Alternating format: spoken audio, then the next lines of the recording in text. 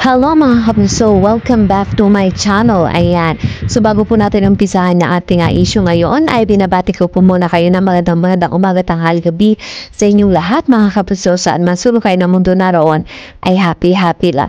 So dito nga tayo mga kapuso, kasi alam niyo may tanong talaga ako na kung ano ang tawag natin sa mga taong kumampi sa kalaban, okay? Or dito ay kinalaban nga nila, tapos kumampi naman sila. At sumagot na itong isang vlogger, isang timpalaboy, na ang sabi niya ay puro kasi kasinungalingan daw ang nandito sa Habunso. Yan lamang yung tanging sagot niya, puro kasinungalingan daw ang nandito sa Habunso. Ang tanong mga Habunsuan, doon ba ngayon sa kanila kung nasaan man silang community? Ibig sabihin mga kasinungalingan din yung mga sinasabi nila. Kumbaga nagpa-plastikan na lang sila. Kasi mga Kapuso, kung babalikan natin yung mga nangyari noon, no? Kung ano na yung mga pinagsasabi nila sa T-siblings. Tapos ngayon, pumasok sila sa community na yon. So, ibig sabihin, plastic ang mga ito. Ano pang mukha ang ihaharap nila? Ang dami na lang mga pinagsasabi sa team mahal, di ba? Team community. At ang tatanggap na lamang sa kanila ay mga ewan na lang. Kasi mga kabunso, kung tatanggapin man nila ang mga ito, plastic na lang ang mga yan. Kumbaga yung trust, yung tiwala sa isa't isa, wala na yan. Naggagamitan na nga lang sila mga kabuso kasi nga wala na silang mapuntahan natin. Kumbaga gusto lamang talaga nilang siraan ang ating Buso Mix Molino, ay nag-join force na lang sila. Yun na lamang kasi yung tangi nilang magagawa para lamang pabagsakin ang ating Buso Mix Molino.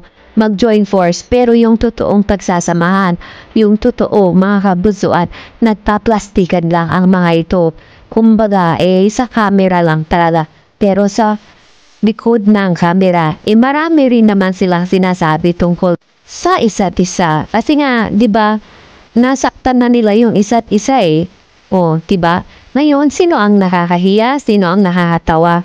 Ang dami yan nagsasabi mga balingbing. Diba? Kasi nga masama yung loob nila mga kabuso na hindi nga sila pinapasok or tinaboy na nga sila ng ating o kung tinaboy man sila mga kabuso worst naman or ano naman sa kanila yon, no? Dapat lang sa kanila yon dahil sumusobra na kasi sila sa kayabangan nila na talagang binabypass na ang ating Buso Mix Molino. Baka pa nga tinuturuan pa nga nila itong ating Buso Mix Molino kung ano yung gagawin. Kaya nga naging magulo na nga ang ating kabunso nung sila ay pumasok dahil sobra-sobra kasi sila manira sa kabila na hindi naman sinasabi ng ating Buso Mix Molino, pero ngayon pinapalabas nila na inuutusan daw sila ng ating Buso Mix Molino na gawin yon. Pero hindi po ganoon ang ating Buso Mix Molino.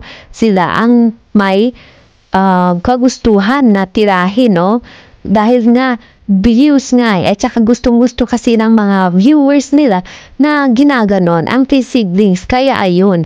Pero walang kinalaman dyan ang ating Buso Mix Molino. Kaya yung sinasabi nila na inutusan sila ng ating Buso Mix Molino na murahin, tirahin, wala pong katotohanan yan dahil sila mismo ang gumagawa ng sinasabi nila sa kanilang live.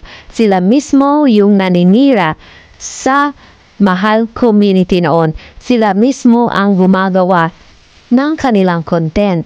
At doon na sa live nila, pag may nagko-comment, doon sila nagbe-base ng kanilang sasabihin.